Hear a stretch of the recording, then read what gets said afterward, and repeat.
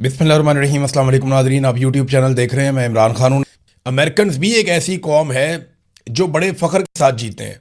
अब आपको ये अच्छा लगे या बुरा लगे, अमेरिकन के अंदर भी एक बड़ा फ़ख्र है, एक बड़ा प्राउड नेशन है। वो ये कहते हैं जी हम किसी से नहीं हार सकते, हमने सारी जंगें जीती हैं, हम आइंदा भी जंगें जीतेंगे।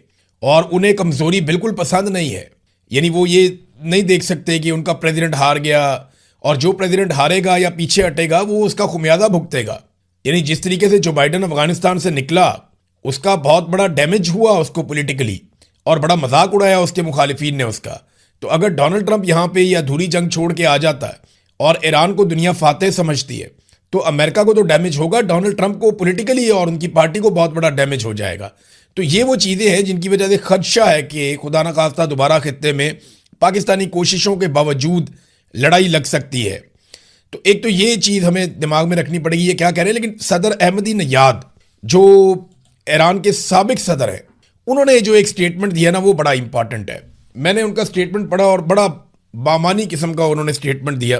उन्होंने कहा अब दुनिया ये कबूल करने को तैयार नहीं है कि एक कौम समंदर पार बैठ कर बाकी तमाम अकवाम की किस्मत का फैसला करे। डॉलर और फौजी दबाव पर मबनी निज़ाम अपना असर खो चुका है। अगर वाशिंगटन अपने जवाल से बचना चाहता है तो उसे एहतराम का लफ्ज़ सीखना होगा। हम कोई कानूनी नहीं है, हम हज़ारों साल पुरानी तहजीब हैं। ईरानी सरजमीन पर उनका किया गया हर हमला दुनिया के इस हिस्से में उनके असर रसूख के खात्मे को मज़ीद तेज़ करता है। वो ये करते हैं, जितना वो हमारे ऊपर हमला करते हैं ना, इससे दुनिया में उनका असर रसूख कम होता है, अमेरिका का उससे बढ़ता नहीं है। और डॉलर के हवाले से मैं अभी आपको, क्योंकि यहाँ पे बात हुई कि डॉलर के ज़रिए से और फौजी दबाव के ज़रिए से दुनिया को कंट्रोल करते हैं, तो यहाँ एक बहुत बड़ी खबर है, ये भी मैं आपको पढ़ के सुना देता हूँ। चीन और रशिया ने एक बड़ा कदम उठाया है। वर्ल्ड अफेयर्स नाम की जो एक वेबसाइट है, उसने ये खबर भी जारी की है और आलमी मीडिया में छप भी रही है। चाइना ने दो बहुत बड़े कदम उठाए। लेकिन पहले आप ये देख लें कि Russia and China started trade in Russian rouble and Chinese yuan currency only stopping using dollars.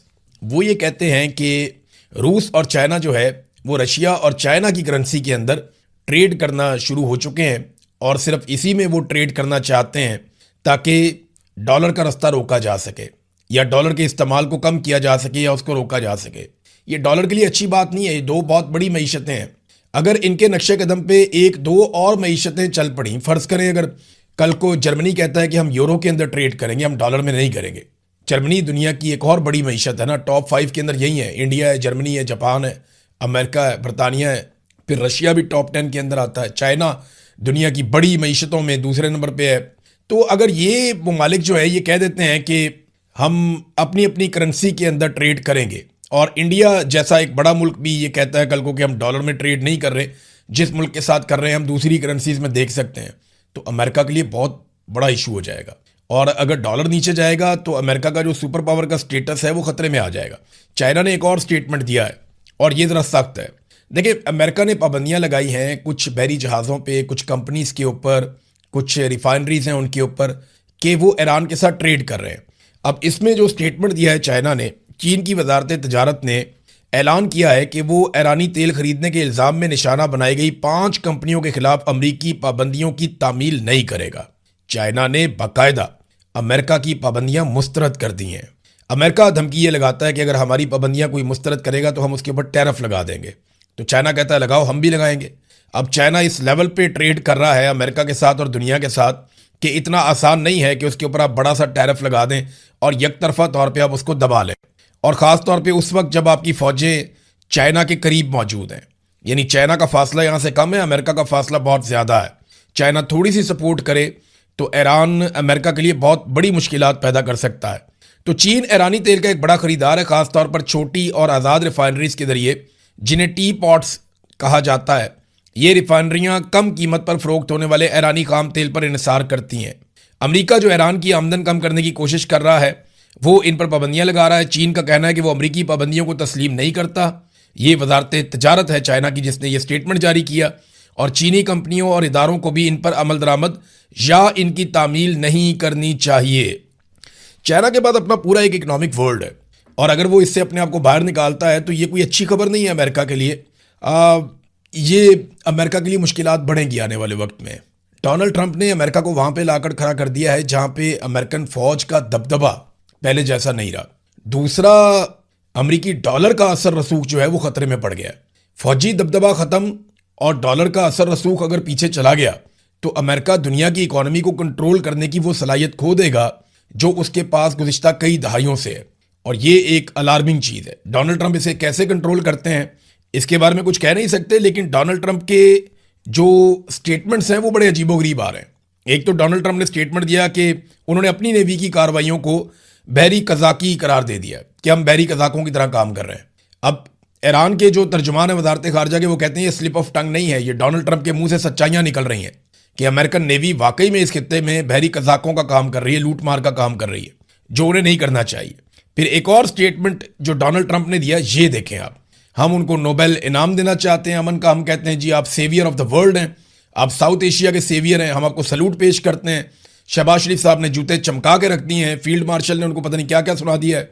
इधर डोनाल्ड ट्रंप की बात सुने, अमेरिका बहुत जल्द क्यूबा का कंट्रोल संभाल सकता है, बहरी बेड़ा तायनात करेंगे क्यूबा के बाहर, ये डोनाल्ड ट्रंप ने कहा। उन्होंने कहा जी ईरान से फारिग होकर जब हमारे बहरी बेड़े वापस आएंगे ये हम क्यूबा के साहिलों पे खड़े करेंगे और एक बड़ा तैयारा बरदार जहाज क्यूबा के साहिल के करीब तैनात किया जा सकता है।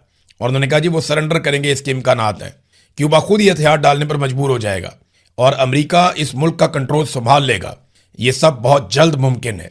यानी आप अंदाज़ा करें कि इस दुनिया में एक अक़वाम मुत्तहिदा भी है, दुनिया में बहुत बड़ी तादाद में ममालिक भी हैं, लेकिन पाकिस्तान ने एक ऐसे शख्स को चुना जो एक के बाद एक जंग शुरू कर रहा है, एक के बाद एक मुल्क में मुदाखलत कर रहा है।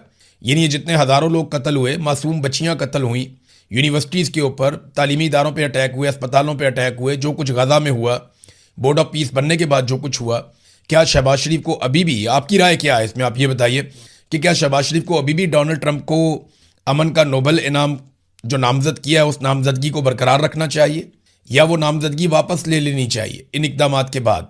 ख़ास तौर पे जब वो ईरान के साथ वो धमकी देते हैं कि हम सिविलाइजेशन ख़त्म कर देंगे।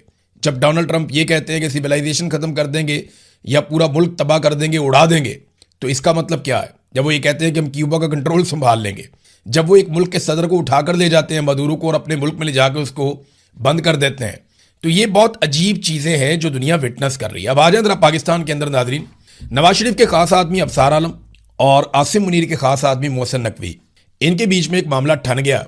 वजह क्या बनी? अफसार आलम साहब का ये जो बहुत बड़ी एक बिल्डिंग नहीं थी कॉन्स्टिट्यूशन एवेन्यू पे, बिल्डिंग नंबर 1, यहाँ पे पहले होटल बनाना था, बाद में उन्होंने जी फ्लैट बना के बेच दिए, सिक्योरिटी इशू है। अब इसकी पेमेंट भी नहीं की हुई थी। यहाँ पाकिस्तान में तो बहुत 2 नंबरी होती है ना, तो किसी ने ये भी नहीं सोचा कि यार कॉन्स्टिट्यूशन एवेन्यू के ऊपर है, सामने पार्लियामेंट है, सुप्रीम कोर्ट है, हाई कोर्ट है, यहाँ पे साथ ही जो है पार्लियामेंट, आगे जाके लॉजेज आ जाते हैं, कैसे हमारे मुकद्दस इदारे हैं यहाँ पे।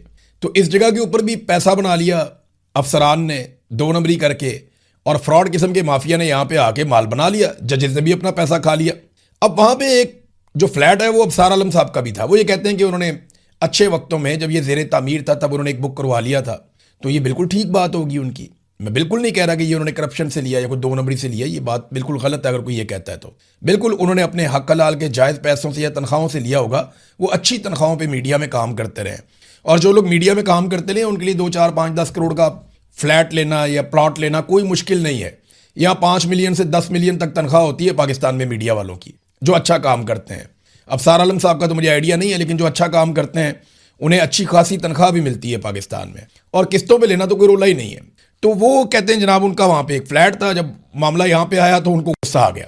अब गुस्से के अंदर उन्होंने क्या कुछ कह दिया, उन्होंने कहा जी मोहसिन नकवी ने इस्लामाबाद के दिल में बिल्डिंग पर हमला किया, रेंजर्स को गैर आइनी और गैर कानूनी तौर पर इस्तेमाल किया, उनकी कमांड के हुक्म के बगैर उन्हें इस्तेमाल किया गया, और अभी कोर्ट का तहरीरी ऑर्डर भी नहीं आया था और ये सारा कुछ कर दिया गया। ये अफसार आलम साहब थोड़ा अर्सा पहले जब कच्ची आबादियाँ गिराई जा रही थी तब नहीं बोले, जब रेंजर्स को इस्तेमाल करके नहाते शहरियों पर गोलियां चलाई गई तब नहीं बोले। पहले भी तो रेंजर्स को इस्तेमाल किया गया, आज तो सिर्फ बिल्डिंग खाली करवा लेते, पहले तो इंसानों का कत्लेआम कर दिया गया। आप कह रहे थे नहीं कोई कत्ल नहीं हुआ, कुछ नहीं हुआ, आप तो 2 नंबर अजीब तरीके से बात कर रहे थे, याद है आपको? तो अफसार आलम साहब अब अपनी बिल्डिंग पे बात आई है या अपने प्लॉट पे बात आई है, आपका हक हलाल का होगा, लेकिन जब बात अपने घर पे आई है तो आपको कितनी तकलीफ हुई है। तो वो जो लोग कत्ल हो गए वो भी तो किसी के बच्चे थे। ये जो कच्ची आबादियों में हज़ारों लोग जो बेघर हो गए हैं बहुत बड़ी तादाद में, उनके भी तो घरौंदे थे, वो तो उन घरों के अंदर रहते थे, आप तो यहाँ पे रहते भी नहीं है। ये तो सिर्फ आपकी एक प्रॉपर्टी थी। यानी जिस एलीट क्लब की इमारत में अबसार आलम साहब का अपना फ्लैट था, उस पर मोहसिन नकवी साहब का रेड हमला करार दे दिया गया। रेंजर्स की मदद लेना गैर कानूनी, गैर आईनी करार दे दिया उन्होंने। इससे कबल दर्जनों आम बस्तियां मलियामेट हुई। तब ये बिल्कुल चुप बैठे हुए थे। सियासी कारकुनों पर असली गोलियां चली, लोग कत्ल हुए, इनको वो रबड़ की गोलियां लगती थीं और रेंजर्स का वहां इस्तेमाल इन्हें ऐन कानूनी और आईनी लगता था। यानी ये मुनाफकत नहीं है तो और क्या है? ये अब अबसार आलम साहब बताएं ना। दूसरा, उन्होंने एक सवाल पूछा कि मेरा सवाल है, क्या ये मुल्क मोहसिन नकवी का है? क्या मौजूदा चेयरमैन सीडीए इस फरा गोगी के फ्रंटमैन नहीं थे जो उस वक्त दुबई में फरार है, जिसका कहा जाता है कि वो पिंकी पीरनी की फ्रंटमैन थी? अब ये अबसार आलम कह रहे हैं ये तो जो सीडीए का चेयरमैन लगा है ये फरा गोगी का फ्रंटमैन है। ये क्या आज लगा फ्रंटमैन? एक दिन पहले आपने ये स्टोरी क्यों नहीं की? यानी जब तक मोहसिन नकवी की हुकूमत ने अबसार आलम के फ्लैट पे हाथ नहीं डाला, तब तक अबसार आलम साहब को ये सीडीए का चेयरमैन गलत नहीं लगा। तब तक ये सीडीए का चेयरमैन अबसार आलम को फरा गोगी का फ्रंटमैन नहीं लगा। तब तक अबसार आलम को रेंजर्स के इस्तेमाल पे किसी किस्म का एतराज़ नहीं हुआ। तब तक अबसार आलम को इस्लामाबाद में होने वाले कच्ची आबादियों के ऊपर हमलों पे किसी किस्म का कोई एतराज़ नहीं हुआ। यानी मौजूदा चेयरमैन सीडीए ने इससे पहले मरियम नवाज के साथ 2 साल काम किया। तो जितनी देर ये पंजाब में काम करता रहा सेक्रेटरी कम्युनिकेशन एंड वर्क्स पे, जब तक ये पंजाब हुकूमत के साथ काम करता रहा, यानी 4 साल गुजर गए ना फरा गोगी वाली एपिसोड खत्म हुए, तो ये कहीं ना कहीं तो काम कर रहा था और इसी हुकूमत के साथ काम कर रहा था। ये पंजाब हुकूमत में मरियम नवाज के साथ 2 साल काम करके आया। तो उस वक्त अबसार आलम ने क्यों नहीं कहा कि ये फरा गोगी का फ्रंटमैन था? अब उन्हें क्यों याद आ गया? जब उनके अपने फ्लैट पे हाथ पड़ा तो उन्हें याद आ गया। आगे फरमाते हैं कि मेरे पास मुसद्दका खबर है कि मोहसिन नकवी ने इस्लामाबाद हाई कोर्ट के जजेस को पैगाम पहुंचाया कि बड़े साहब पिंडी वाले ये चाहते हैं कि 1 कॉन्स्टिट्यूशन अपार्टमेंट्स के खिलाफ कार्रवाई हो। यानी कितने आराम से उन्होंने बता दिया कि जजों को मोहसिन नकवी मैनेज कर लेता है और मोहसिन नकवी पैगाम लेकर जाता है जजों के पास। किसका? रावलपिंडी से बड़े साहब का। बड़े साहब बोलें तो आसिम मुनीर साहब। अब अबसार आलम साहब पाकिस्तान में उनको प्रॉब्लम होती है ये बात करने में।